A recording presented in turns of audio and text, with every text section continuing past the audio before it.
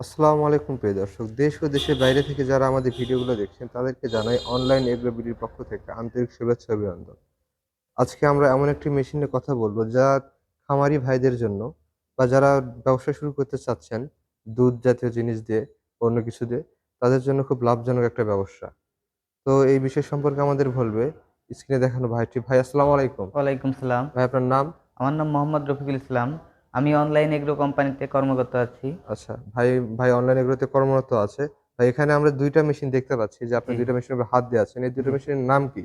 এটা হচ্ছে হলো মিল্ক চিলার। Milk chiller. এটা হচ্ছে হলো রেগুলার মডেল হুম, হুম। আর এটা মডিফাই মডেল। আচ্ছা, আপনি বলতেছেন হচ্ছে এই পাশেরটা যেটা, এটা হচ্ছে মিল্ক চিলার মেশিন, জি, রেগুলার মডেল জি, এবং হচ্ছে মডিফাই মডেল, তাই জি, না? জি। এগুলোর কাজ কি আসলে ভাই?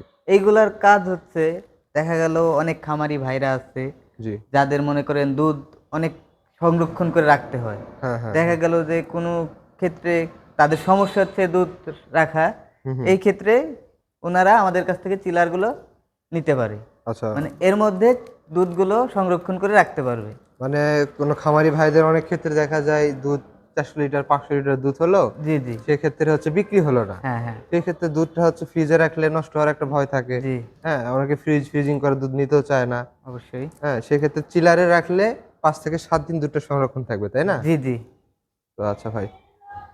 তো এই মেশিনগুলোতে কত লিটার ক্যাপাসিটির মেশিন? মানে কত লিটার পর্যন্ত দুধ আমাদের রাখা কাছে যাবে? ২ টা মডেল আছে। ২ টাই ৩০০ লিটার।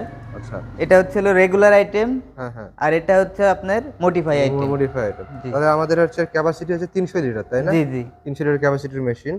তাহলে আমরা যে মিল্ক চিলারটা, এগুলো এগুলো কি মরিচা ধরার কোনো সম্ভাবনা আছে? না, এটা মরিচা ধরার কোনো সম্ভাবনা এটা হেভি একটা আপনার এসএস এর প্লেট দিয়ে বানানো। আচ্ছা, এটা হচ্ছে এসএসএ প্লেট দেওয়া। আর ভেতরের যে স্টিলটা দেওয়া আছে সেটা শুধু এসএস না ফুড গ্রেড না, এসএস? সেইটা ভিতরে এটা আপনার ফুড গ্রেড এসএস পাবেন আচ্ছা, ভেতরে এবং কি দেখানো যাবে? জি, অবশ্যই দেখা যাবে। দেখেন এখানে এসে প্রিয় দর্শক একটা আপনারা জিনিস দেখুন। দেখেন, আপনার ভিতরের এসএসটা কিন্তু একরকম কালার, জি, জি। বাইরের এসএসটা কিন্তু আরেক আরেক রকম রকম কালার। কালার। দেখেন প্রিয় দর্শক, বাইরে এসএসএ কিন্তু আমাদের নিজেদেরকে দেখা যাচ্ছে। আমরা যে ভিডিও করছি আমাদেরকে দেখা যাচ্ছে প্রায় আয়নার মতন স্বচ্ছ এবং ভেতরে প্রায় সেমই অবস্থা, কিন্তু ভেতরেতে ফুড গ্রেড। তার মানে কি ফুড গ্রেড বলতে কি বোঝায়? যে দুধটা সংরক্ষণ থাকবে, দুধটা একটা দুধের কোনো ক্ষতি হবে না জি, জি। এবং হচ্ছে দুধ যে লেগে থাকার যে অপশনটা ওটা থাকবে না। তো মাঝখানে যে আমরা ইয়েটা দেখতে পাচ্ছি যে এই ফ্যান সিস্টেম যে জিনিসটা, এই ফ্যানটা কি কাজে ব্যবহার করা হয়? এটা হচ্ছে হলো আপনার ফ্যানটা দিয়ে দেখা গেল দুধ অনেকক্ষণ থাকে। হ্যাঁ, হ্যাঁ। আপনার অটোমেটিক এটা ফ্যান দিয়ে ঘুরে দেবে। মানে কারোর নাড়াচাড়া দিতে হবে বুঝতে না। পারছি, বুঝতে পারছি। এটা দিয়ে মানে অটোমেটিক একরকম নাড়বে। হচ্ছে, এটা হচ্ছে একরকম প্রোপেলর, যে দুধের ননী যখন নিচ দিকে যাবে অটোমেটিক অন হয়ে যাবে।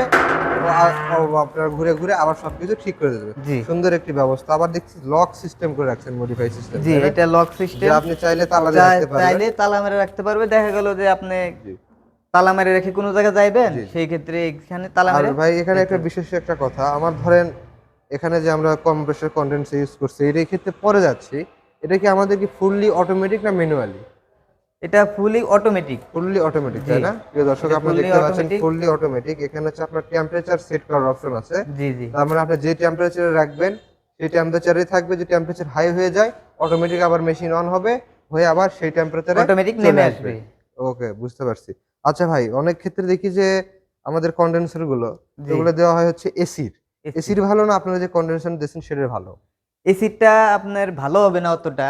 আমাদের কাছে যেটা পাবেন সেটা আপনার ফ্রিজের যে কন্ডেনসারটা আছে হ্যাঁ, হ্যাঁ, হ্যাঁ। ওইটার মতো সিস্টেম। জি, জি, জি। আপনার সহজে কিছু হবে না। আচ্ছা, এটা কত কত টনের?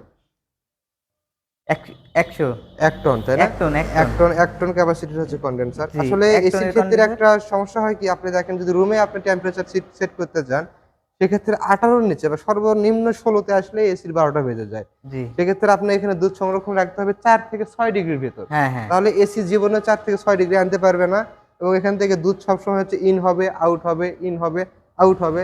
অনেক ক্ষেত্রে দেখা যাচ্ছে যে প্রয়োজনের তুলনায় ৭ দিনের দুধ রাখা লাগতে পারে। এক্ষেত্রে এসি রাখলে ২৪ ঘন্টা চালায় রাখতে হবে ও সঠিক টেম্পারেচার রাখতে পারবেন এবং এসি বেশিক্ষণ চালায় রাখলে বা ওই অল্প তাপমাত্রায় যদি ১৬ তে আমি রাখি, ঘন্টা ২-৩ পর এমন গরম হয়ে যাবে যে বলার মতন না এবং সার্ভিসটাও খুব মানে বেশি লাগবে, তাই না? জি, জি। সেক্ষেত্রে আমাদের এই মডিফাইড এবং রেগুলার আইটেম ২ টাই সেম। রেগুলার আর মডিফাইড আইটেম বলতে বোঝায় রেগুলার যেটা স্বাভাবিক মানুষ যেভাবে চায় সেরকম। কেউ যদি চায় না একটু ডিজাইনের ভেতর নেব, জি, হ্যাঁ? জি। একটু গর্জিয়াস লুকের ভেতর নেব, সেক্ষেত্রে আপনারা এটা নিতে পারেন। আর এটার মডিফায়ার উপর দেখতেছি ট্রে রাখছেন একটা, ট্রেটা কিসের জন্য? এই ট্রেটা দেওয়া হচ্ছে অনেক, দেখা যায় যে দুধের মধ্যে রাখে হুম। আপনার ই করতে পারবে, মানে দুধ প্যাকেজিং এর দুধ জন্য। প্যাকেজিং এর জন্য। এখান দিয়ে আপনার পায়ে নল সিস্টেম করা আছে, এইখানে প্যাকেট থাকবে, এই জায়গাতে আসবে, আসার পর প্যাকেজিং বুঝতে পারছি। অটোমেটিক। আপনি এখানে যদি আপনি যে কম্প্রেসর সিস্টেম দিয়ে প্যাকেজিং করতে চান, জি। সেক্ষেত্রে এখানে প্যাকেজিং করতে পারেন। যদি দুধ কিছু পড়ে যায়, এদিকে নল সিস্টেম করে দেওয়া আছে, এখানে একটা পাইপ দিয়ে আবার বালতিতে নিয়ে পুনরায় সেটা ইউজ করতে জি পারবেন, জি জি। তাই না? এবং অনেক হার্ডি একটা স্টিল এখানে দেওয়া আছে, তাই না ভাই? এটা টান দিয়ে একটু চাপ দিয়ে দেখেন তো, দেওয়ার পর বসে দেখান তো কিরকম